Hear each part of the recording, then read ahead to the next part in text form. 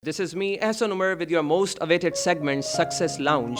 So today, in our studio, we decided to speak one of the most trendy topics, which is roaming here and there, everywhere, what you see currently, and it is not other than youth and entrepreneurship. So to have few words on it, we invited our respectable guest, not other than Mr. Mir M. Khan. Mir Muhammad Ali Khan is an internationally renowned investment banker, entrepreneur, and capital markets advisor. He was the youngest chairman and founder of an investment bank in America and the first Muslim to have owned an investment bank at the Wall Street.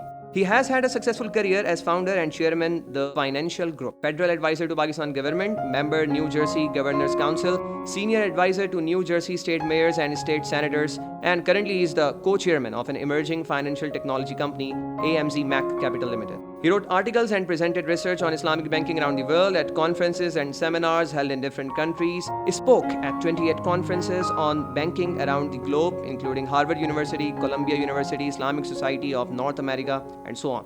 Youngest Pakistani ever to serve as the chairman of the media committee for the Islamic Banking Conference held in Bahrain in 1997, inducted into the prestigious Who is Who of Top Executives in the World, a publication in circulation since late 1800s and similar to the Guinness Book of World Records.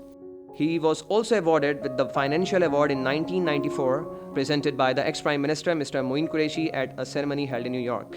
Awarded the Distinguished Man of the Year Award by the Citizens for a Better New Jersey in 1997, and awarded the Most Civic-Minded Banker Award by the Association of American Muslims. And the list does not end here. There are a lot of things more, but let's be specific to the topic, youth and entrepreneurship. And without wasting a single moment, let me introduce you the one and only Mr. Mir M. Khan. Assalamu alaikum, sir. Walaikum assalam, Ahsan. So how are you doing today? Alhamdulillah, I'm fine.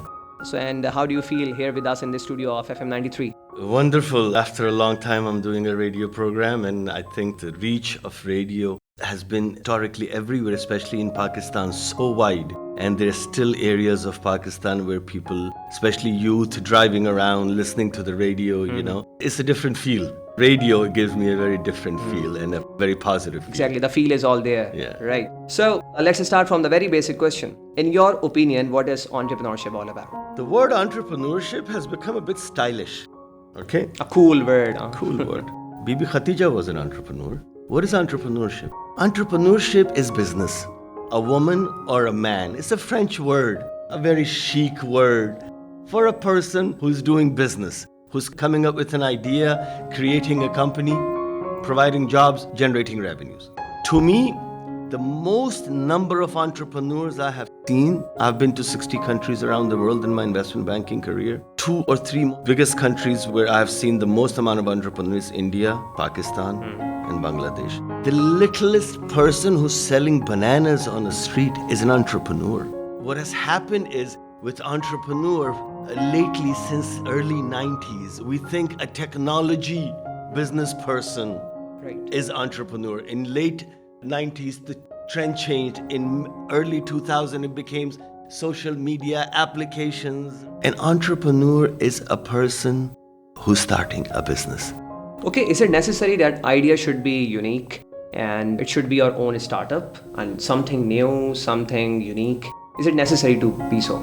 Unique? I don't know if it has to be unique all the time. There are so many businesses in the world which are better than the previous one. Somebody betters a product and sells so many of them. But yes, there are so many unique ideas as well. You see, you can't wait to just come up with a unique idea and say, you know what, I'll wait till I come up with a unique idea and then I will become an entrepreneur. You might wait 10 years, 15 years, 20 years. Right. An entrepreneur is a person who can provide the previous service in a new way by bettering a service. Enhancing the service, exactly. First there used to be post offices, postal service, then came FedEx, then came TCS. What is that? It's just parcel being presented and delivered in a better form on a timely basis. So if Allah has blessed you with a unique idea, work on it. But if you want to be an entrepreneur, don't ever feel shame in entrepreneurship. 16 when I left Pakistan, when I went to America, my first job was mopping floors at Burger King. And then I had to decide, either I change this attitude of life or I live like a king in my head and a pauper in reality. or a beggar in reality without accomplishing anything. So I said, let me be a beggar. If I look like one in the beginning as a student, no problem. At least there is pride in working hard.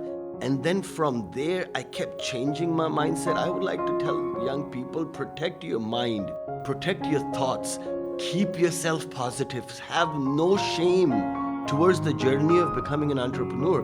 By the time I was 28, I started an investment bank on Wall Street. So this journey that took place was a very painful journey in the beginning. So don't ever be ashamed of hard work. Keep your dream alive. If you have to start with a small little shop somewhere, start. Don't wait. There is no perfect timing. There is no perfect financing. There is no perfect product. There is no perfect opportunity or timing in anything. There's no such thing as perfection in entrepreneurship. It's an ongoing process that will become perfect day by day, day by day, day by day. You will keep chasing perfection. Okay, like you mentioned earlier, and you gave us a little bit glimpse of the testing time which you had to face when you were at your very early age, and you did not decide that you were going to be an entrepreneur at that time. Absolutely not. So don't you think, like what I have come across up till now, I have read number of people's success stories, and I came to know that many of them, whether you name them like Steve Jobs or Bill Gates or Nelson Mandela, if you take the histories of leaders or entrepreneurs or successful businessmen, they all had very, testing background. They all had, very difficult time in their young age. They had to face number of hurdles, problem. So being an entrepreneur, what hurdles you had to face and how did you overcome them? Or is it necessary first to, be a struggler and then the day would come when you will be the stronger enough to initiate something or to create something your own? You see, if you're born to a very rich parent, you usually have everything right from the beginning. You don't aspire for much. You may have a Mercedes when you're 16, 17. You fly first class when you're 20, 21, or maybe from the age of 5. You live in a 20,000 square foot house. You take vacations in south of France. An average person with a middle class background like me, for a person who comes from not so rich background, is usually aspiring for something. To gain fame, to gain knowledge, to gain money, to gain accomplishment. And that requires struggle because nobody's feeding you with a silver spoon. Exactly.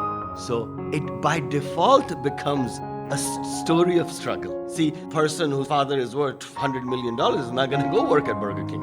Exactly. Or drive a taxi. His father or mother will send them $10,000 a month while he's in college. So usually what the world has seen is average people like me doing not so average things. Why?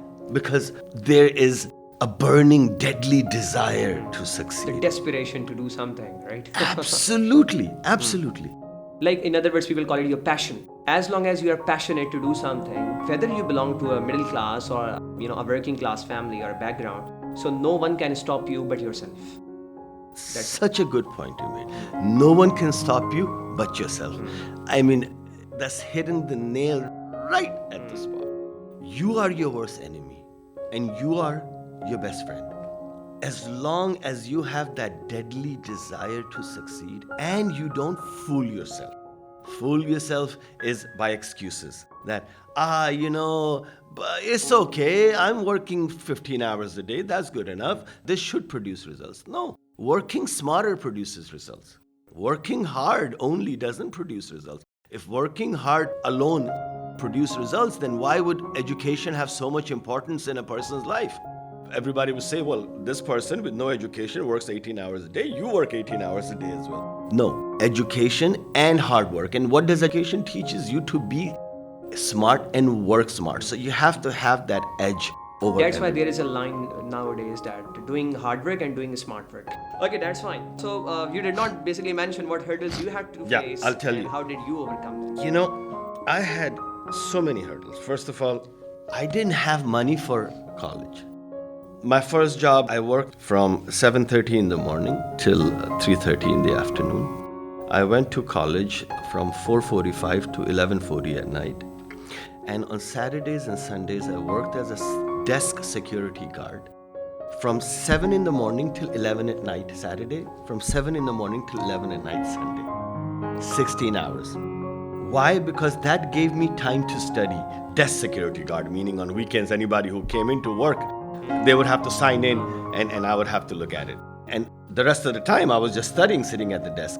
Then, before the banks, I started as a teller. I started driving a cab because cab during the day gave me so much more money. So I would pick up passengers, take them to Newark Airport in New Jersey, bring them back. And then I did that on weekends as well. So I supported myself through college.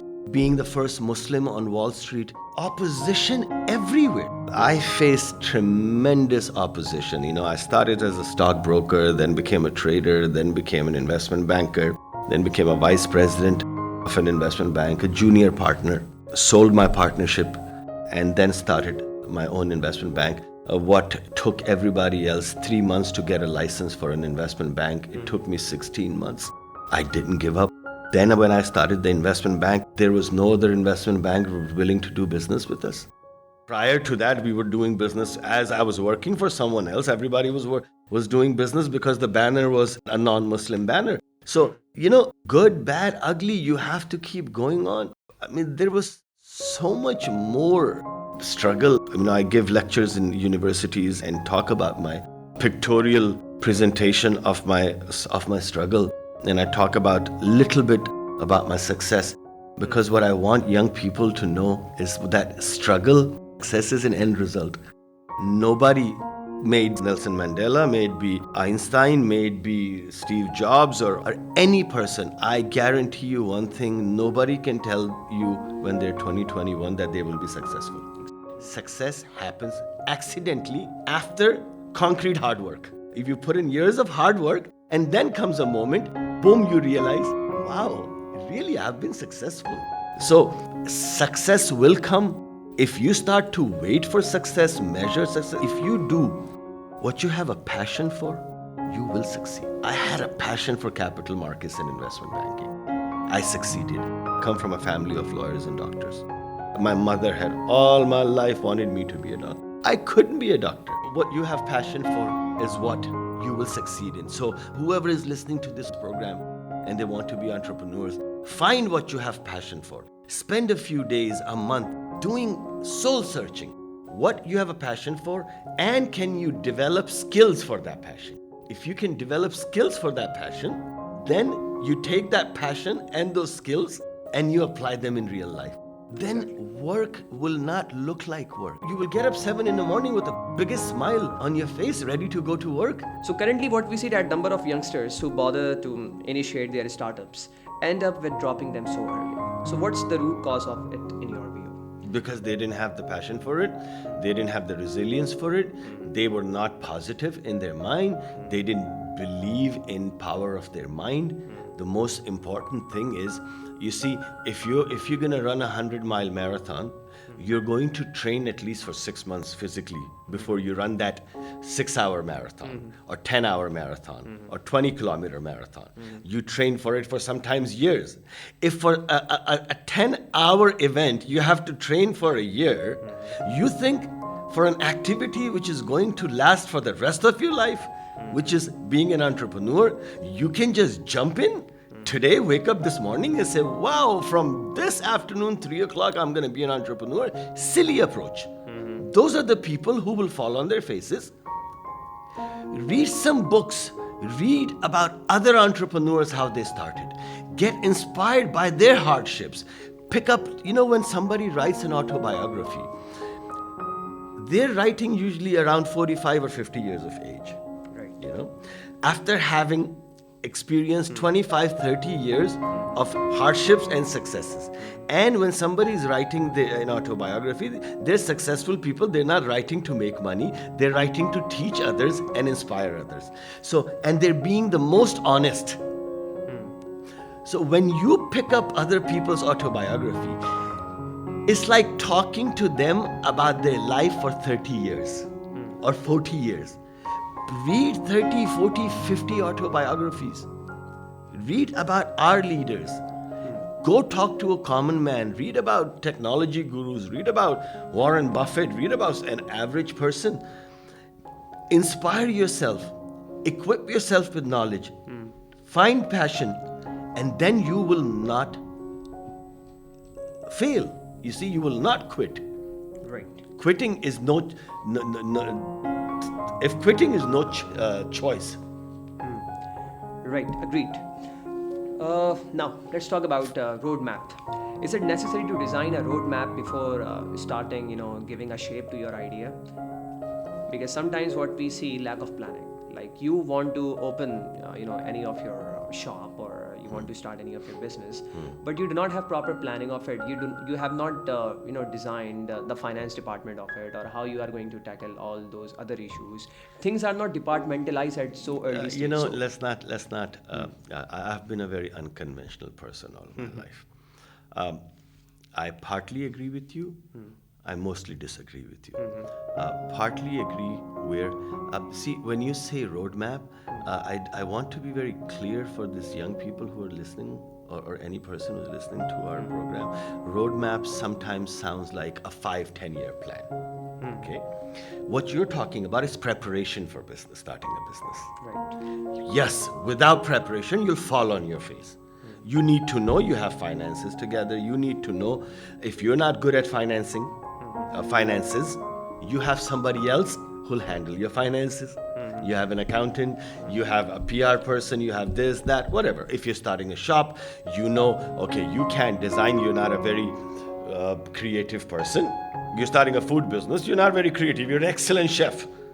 So, but you need to have maximum amount of seating in the restaurant. So you go to a nice architect. You see, these are preparations. Open up a bank account. Have a budget for 6 months.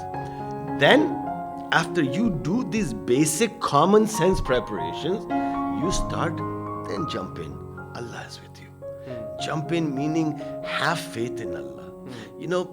The best advice I can give to any young entrepreneur or new entrepreneur is after you start and before you start praying. So true. Start praying.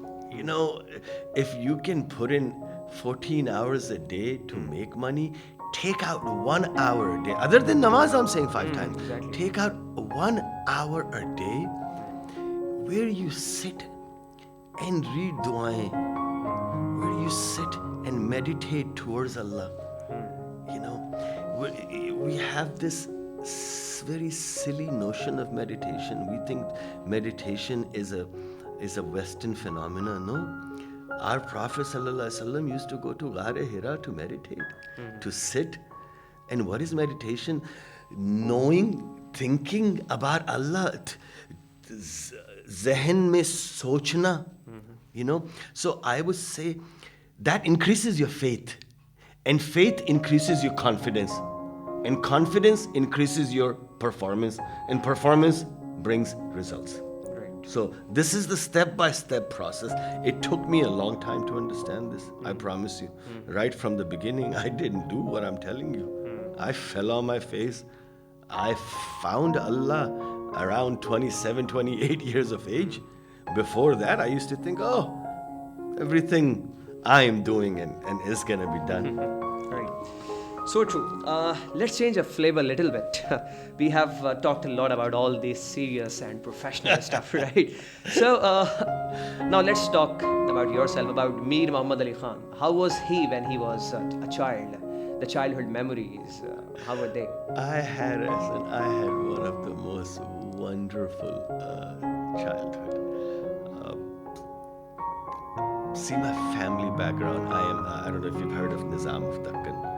Mir Ali Khan. So I'm from that family. Okay, so my great-grandparents were, one of the richest people in the world. We never saw that wealth.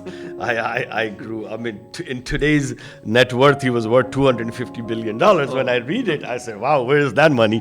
But as a child, I grew up in a very modest house.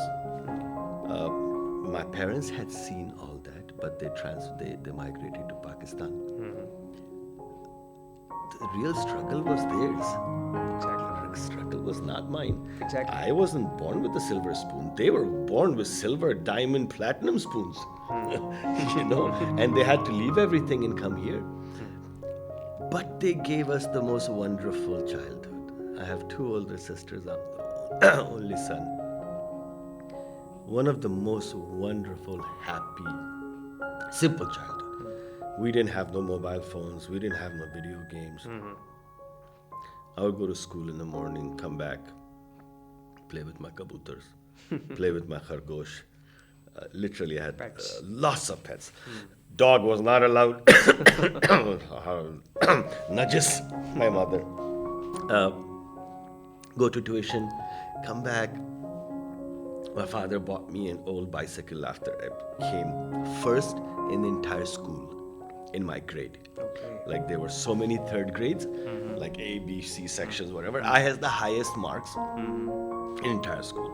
He bought me from Bahadrabad a bicycle for 150 rupees, an old bicycle.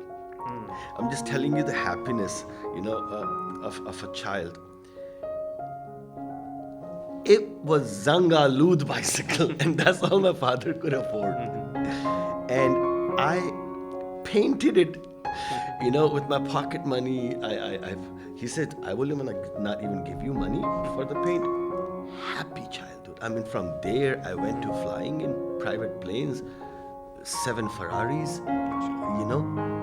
But I value not what I accomplished. I value the childhood that enabled me to be a happy person. Exactly. Simple. We didn't have many complications, I'm 47 years of age. Thankfulness was there, basically. The whole idea was that you were satisfied, you were thankful, and that's it. One cone ice cream would bring out serious gratitude towards parents. One ice cream cone. Exactly. Literally, Exactly. Dear Lubeki. Exactly. My father would say, okay, come on, let me take you to get you an ice cream cone. Oh, we're getting an ice cream cone. Wow, I'm so happy. Little things. You know what? Keep your life simple. It can't go back to that simplicity now. But be thankful for the smallest thing. If you want to be thankful, look at less fortunate people. Exactly. That's what our parents taught us. They never taught us that, for you to inspire or to aspire, look at other people, how much more they have. Then there is no end.